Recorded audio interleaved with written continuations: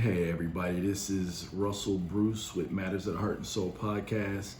Today we're going to do something that's a little bit out of the box of what we normally do, but what we're trying to do is to bring new content, keep it up to date with world events and things that people may be hearing but not quite understanding. My queen just dropped a podcast earlier today where she mentioned that we were going into the Age of Aquarius. Think back in the 70s, there was a song out called We're Coming Into the Age of Aquarius. I think it probably just went over a lot of people's head. They really never thought too much of it. Or you hear people talking about astrology and you think it's just woo-woo and that it has nothing to do with you or it's something evil. And that's really not correct, right? Because everything from a watch in time, everything comes off of the study of the sun, moon, and the stars.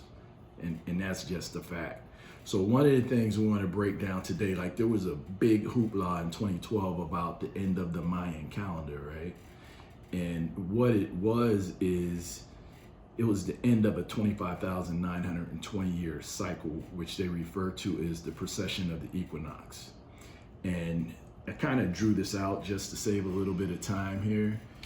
And this is kind of what they're talking about, right? So the precession of the equinox in time was really calculated on 25,920 year time cycles. And at the end of that 25,920 years, the cycles would start to repeat themselves and start all over, right?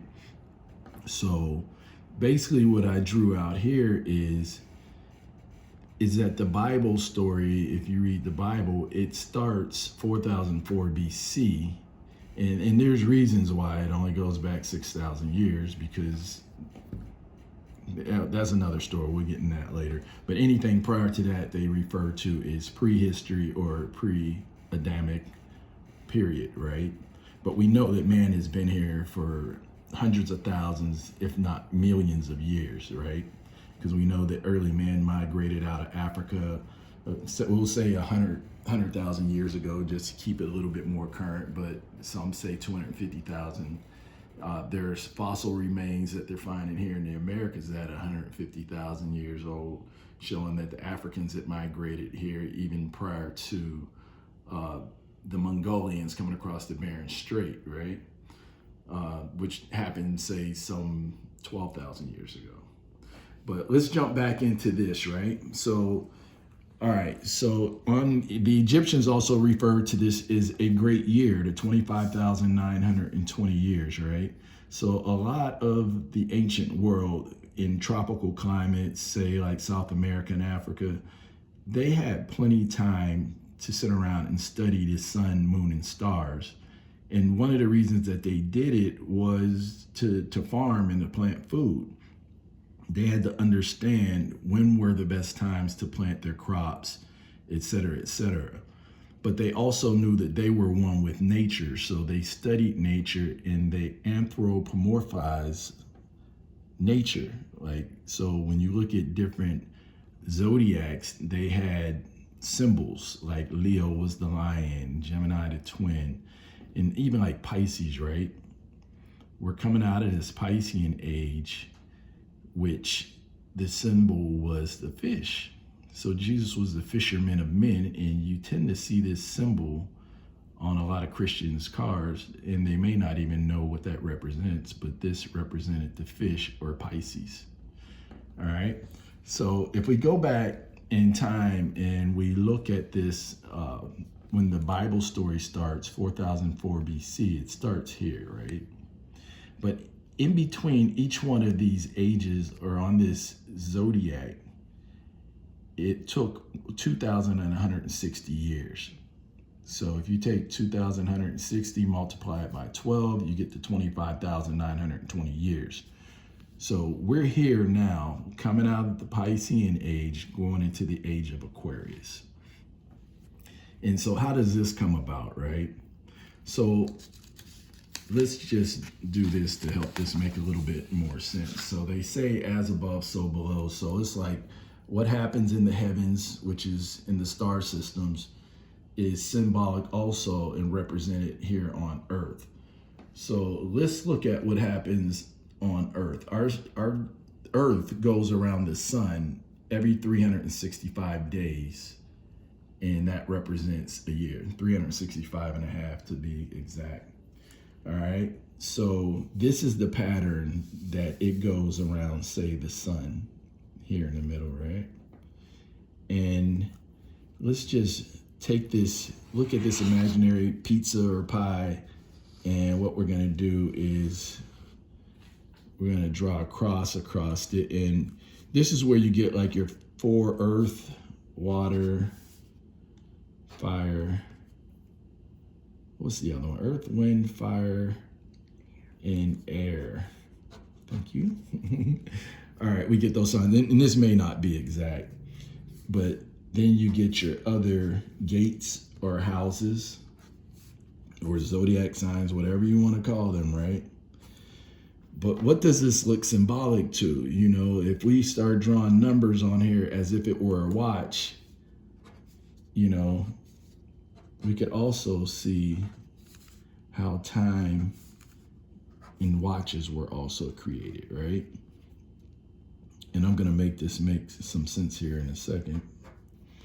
So what happens as, say, for example, our Earth, I'm just going to draw Earth here, not saying it means anything at this date and time, but we'll say that the Earth is here. Matter of fact, let's do this. What month are we currently in? We're in January, and we're getting close to February. So let's draw the Earth here.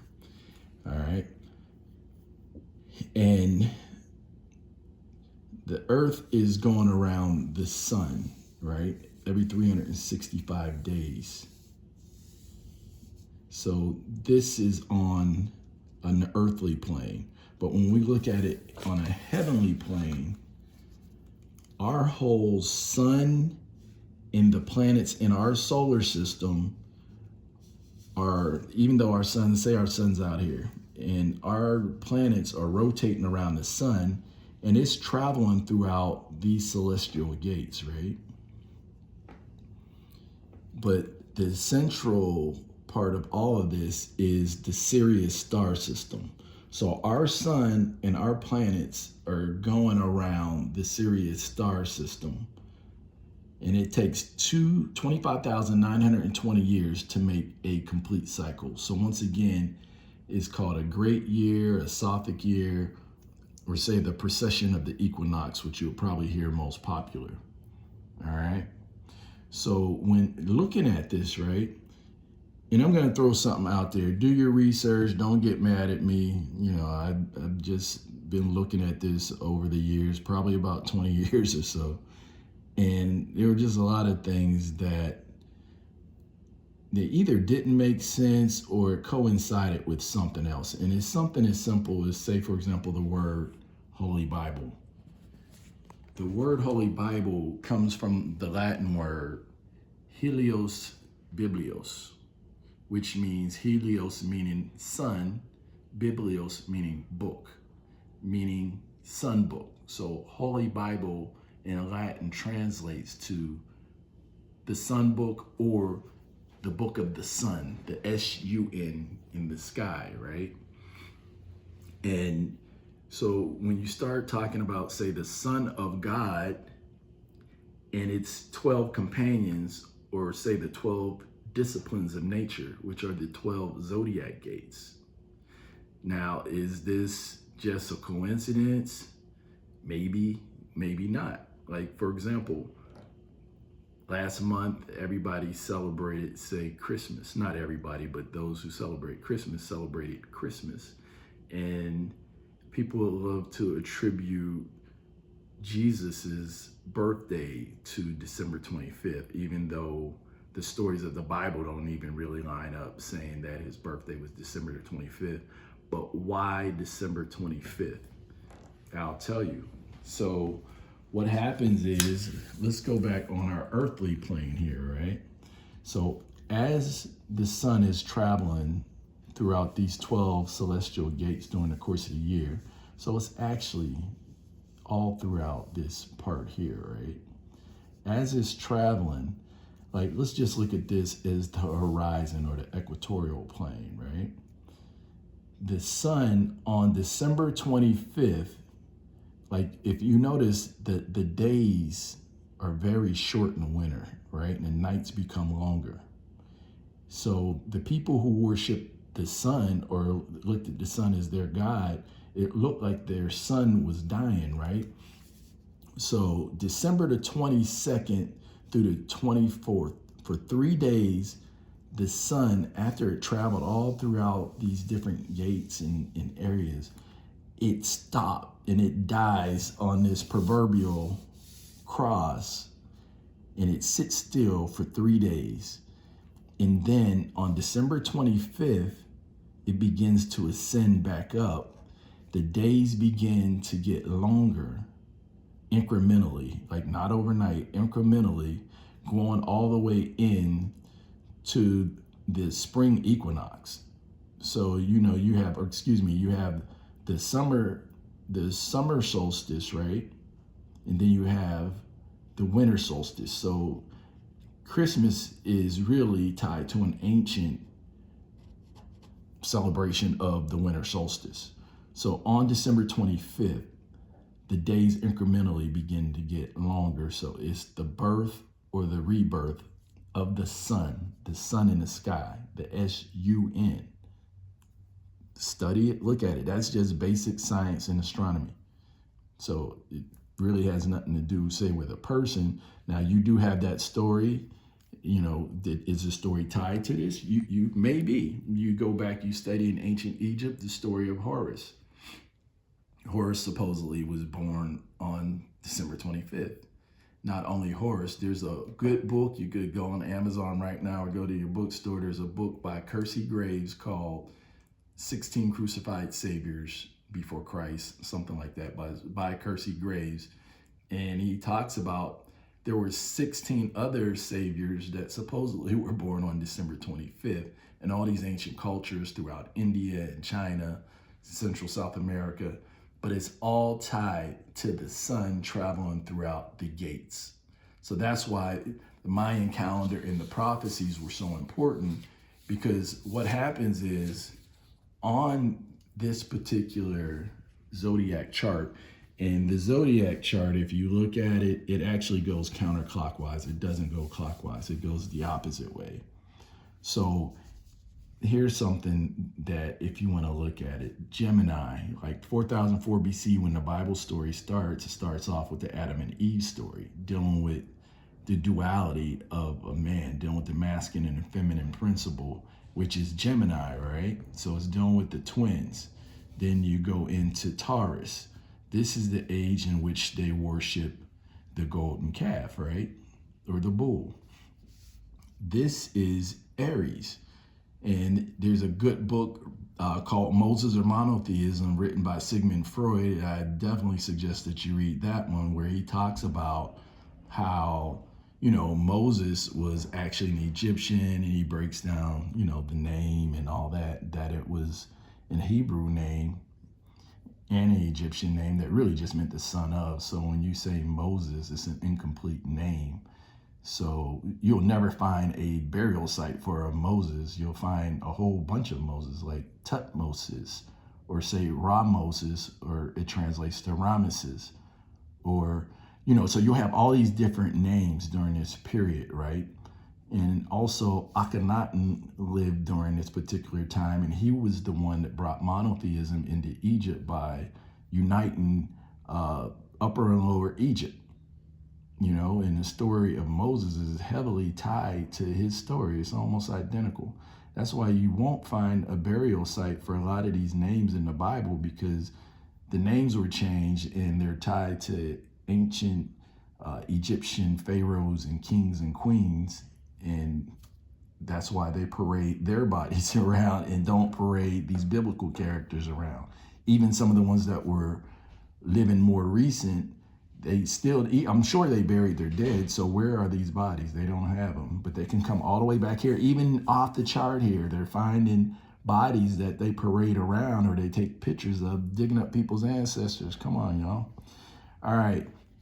So we're here in Aries, or say during the time of Moses or Akhenaten, right? When Moses came down out of the hill with the 10 Commandments, he was upset because they were still worshiping what? They were still worshiping the golden calf in Taurus, right? So really it's just dealing with these ages. So what happens is as you go through these different ages, philosophies change, right?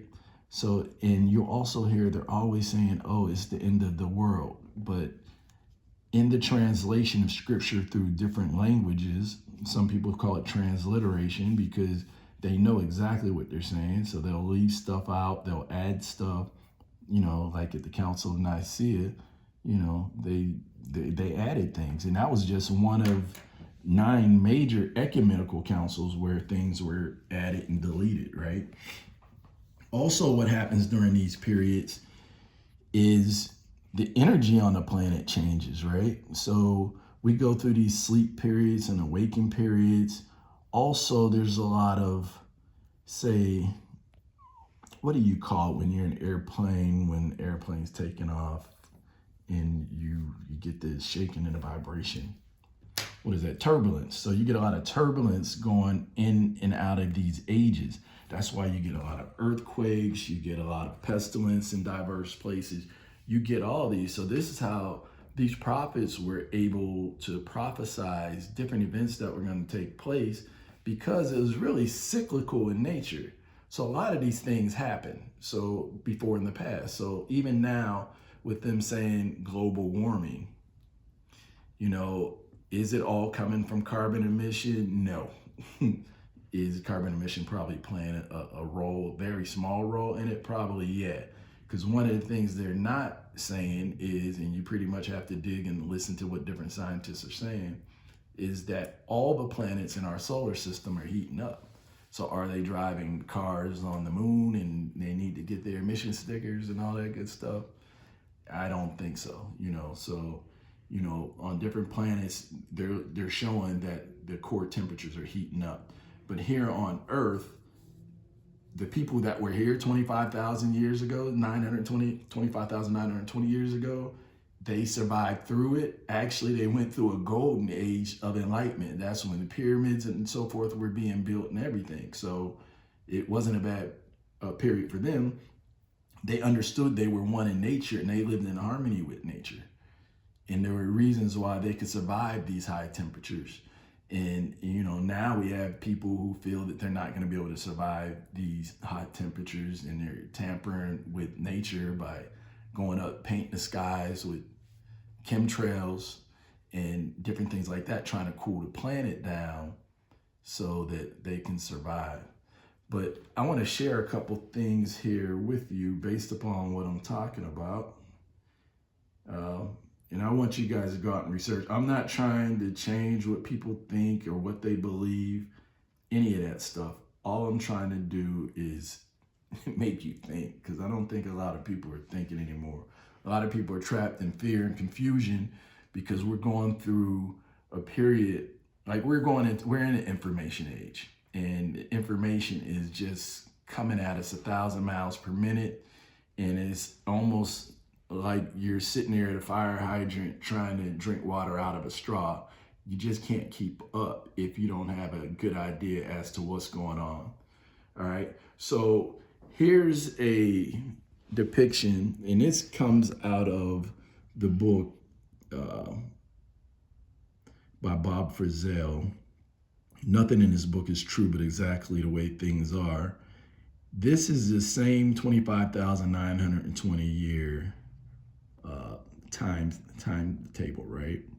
So here he shows that we are right here. And this book was probably written about 25 years ago, actually. That's probably when I read it. And we're going into this awakening period.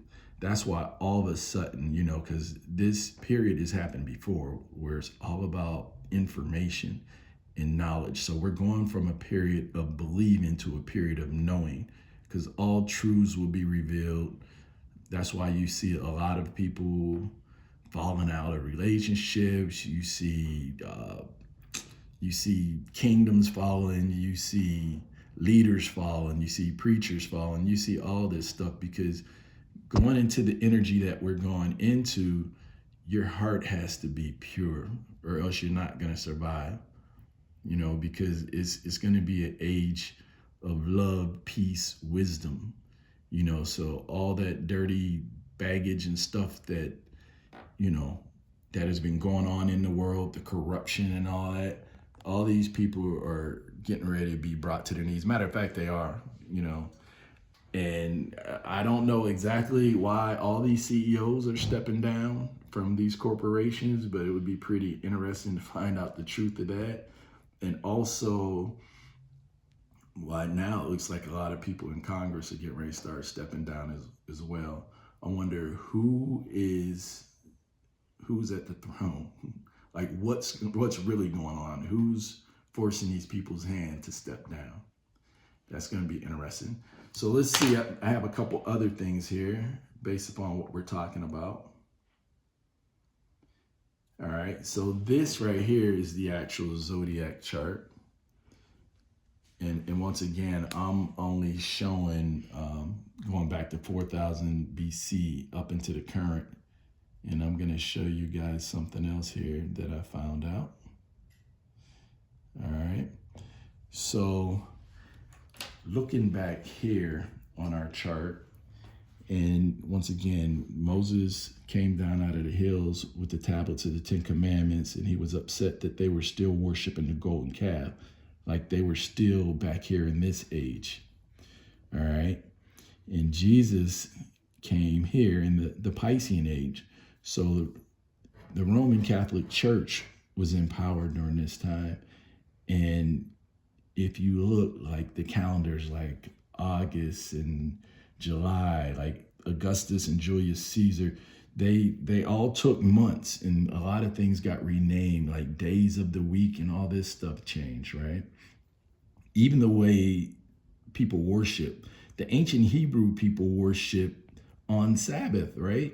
Sabbath is the seventh day.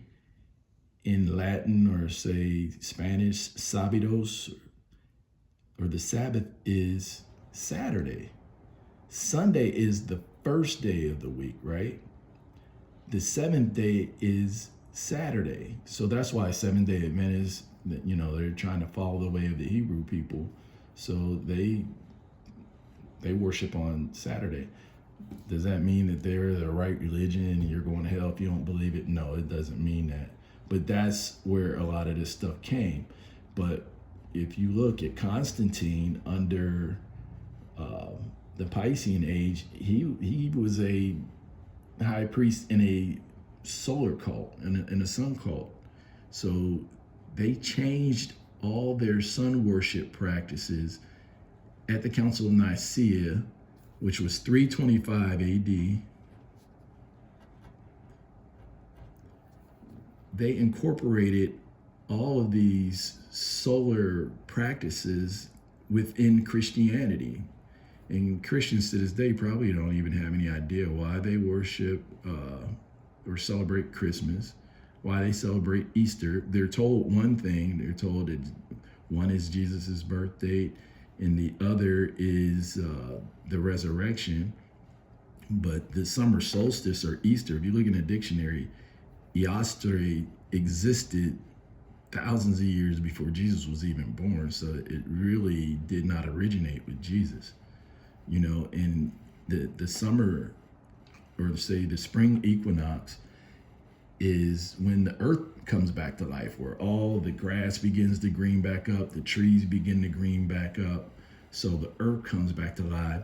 And then you have a bunny rabbit and you have eggs. Like a bunny does not lay eggs. So people should question, where did this stuff come from? Where did the bunny rabbit come from? So what that's symbolic of in this spring, when the grass starts alivening back up, trees begin to grow, you know, the bunny rabbit is symbolic to fertility, because things are growing and being born or reborn. And rabbits during that time, that's like mating season for rabbits. So that's why you hear people say you do something like rabbits. I'm not going to say that on this show, but you get the picture. But it's symbolic to fertility. And if you look back at a lot of the pagan practices, they had gods and goddesses of fertility, and it's all tied into that. And a lot of these holidays are tied into these practices. So, when people celebrate them, they may have something else in mind, but understand the origin of where they came from. And when you start studying that, it's not what you think it is. And prove what I'm saying is wrong. I'm open to change. One thing about me, I'm open to everything and I'm attached to nothing, because that's the only way that you grow. Because if you learn something new, you have to change what you once knew in order to grow. If I believed something that was handed down to me over the past few hundred years or whatever, and I didn't question it and say it was wrong, then it's like, shame on me. You should question everything. You should be wise. God gave us this magnificent body and brain to grow and to express, and you can't do it. You can't, if you're the same person at age 30, 40 that you were when you were 18, you just wasted your life. You should be different. Like, you shouldn't be the same person 5 years from now that you are now. If you're learning every day, you're gonna grow, and your beliefs about things will change. Not drastically, but they're gonna change because you want to improve. All right, so I have a few more things here. I don't want to keep you guys long, but many of you may have seen the Sphinx in Egypt, right? And this Sphinx sits right outside of the Great Pyramids of Giza. And one thing everybody does agree with is that the body is that of a lion, even though it has, scales and hoofs and all kind of other things on it from other animals. But the gist of it is the body of a lion, and it has a head of a human being on it. And thanks to Napoleon and his army, they shot the nose and everything off the Sphinx, I guess trying to hide as to the ethnicity of this person. But a lot of the scholars that I follow say that it is a woman's head, right? Which was symbolic to Virgo. And if you go back and look at the Zodiac, you'll see where Virgo and Leo are butted up to each other, right? So when the Egyptians did things, they did things based upon these astrological charts. And on these astrological charts, depending upon the star alignments, they built things like the Great Pyramid, like the pyramids in Giza. You have these 3 pyramids right next to each other, which are in direct alignment to Orion. So when you look up in the sky at nighttime, like if you look up in the Eastern Hemisphere, say probably within the next hour or so, you'll probably see these 3 stars like dot, dot, dot right up underneath each other. And those 3 pyramids were in direct alignment at the time they were being built in Egypt, and the Sphinx having a Virgo virgin woman's head on top of a Leo lion body. And it was dealing with the Alpha and the Omega, the beginning and the end. The Great Pyramids in Egypt and that Sphinx sit smack dab in the middle of the earth. You could Google that. It sits smack dab. So these people were masters of mathematics and science and astronomy, because once again, they sat back and they studied the movement of stars, because you're dealing with an area where it was always hot and warm.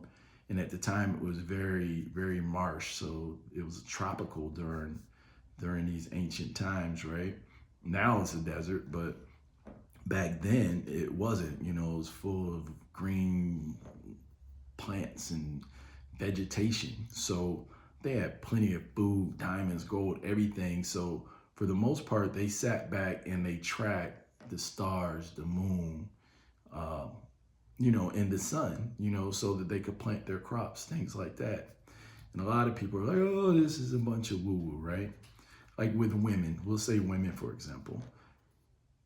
The moon goes around the earth every 28 days, right?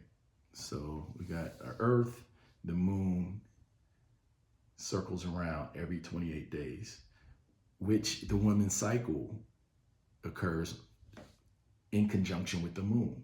So you have what they call the astral cycle, right? So you have the moon astral cycle or menstrual cycle. Menstrual comes from moon astral cycle.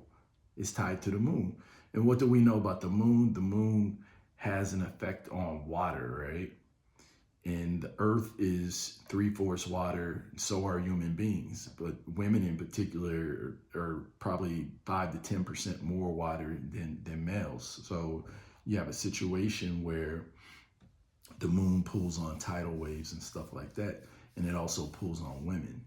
So a lot of times, like, you'll have women, and women could speak on this. You could have women that are in the same house and somehow miraculously their cycles kind of all tie together because they're tied to the moon.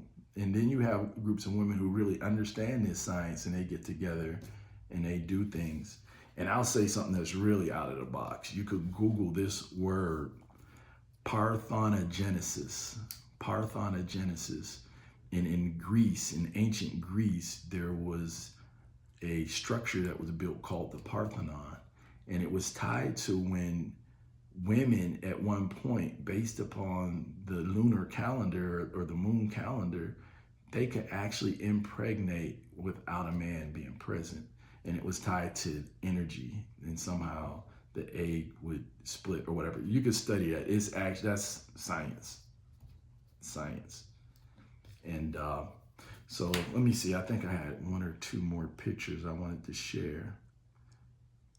So going back to when we were looking at the earthly calendar, the 365 days of the earthly calendar, right?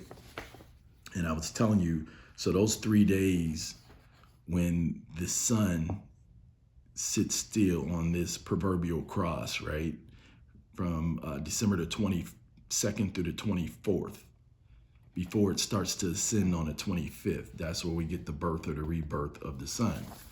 So if you look at a lot of the churches, they know, and those who build the churches, they're all in the know. There's no secret. That's why you have these crosses with the circle on it, which is symbolic to the sun. And they're interchangeable. So sometimes you'll see a cross with Jesus on the cross, and sometimes you'll see just a circle, which is symbolic of the sun. So that's pretty much what that is. So here's one more thing we're going to talk about in closing. So we're in the Piscean age. And now we're going into the age of Aquarius. Now, the calendar has been changed so many times and screwed up and started all over during the Roman Catholic rule based upon this 25,900 year cycle. We really don't know exactly what year we're in. So, the Mayan calendar was supposedly ending 2012 on our current calendar, but the Ethiopian calendar 2012 was really our 2021, which was last year. But it's just kind of funny that the world's been in chaos at the end of this calendar. Once again, is it all just coincidence? Maybe, maybe not. I don't know. You guys tell me. So here, we're going to leave Pisces and we're going into this Aquarian age. So now, an Aquarian age is all about knowledge and information. And we're going into this age. That's why the internet's here, and we're rapidly being fed all kind of information. We have access to information. You hear Elon Musk and these different people trying to turn people into cyborgs and to put chips in their head. Like, instead of us clicking a button on our phone, now they want to implant it in your head. You could just think, and you could change pages and surf the net through thoughts, things like that. I ain't feeling it, but you got people who are buying into this stuff, right? But we're going from an age of just believing in things to the age that you know. So it's like, it's almost like if you were gonna get on a plane and the pilot told you, I believe I can get you from here, say, to Africa. I believe I can get you there. Or you say, I know I could get you there. It's like, which one do you want to fly with? I want the person that tells me that they know. So it's like, get wisdom, man. So here's a scripture. You guys tell me what you think about this one. When they were asking Jesus, how did they know the coming of the end of the world and when to find him? Like, and he talks about entering in a gate or a house. In these particular zodiac gates, they're referred to as gates and houses.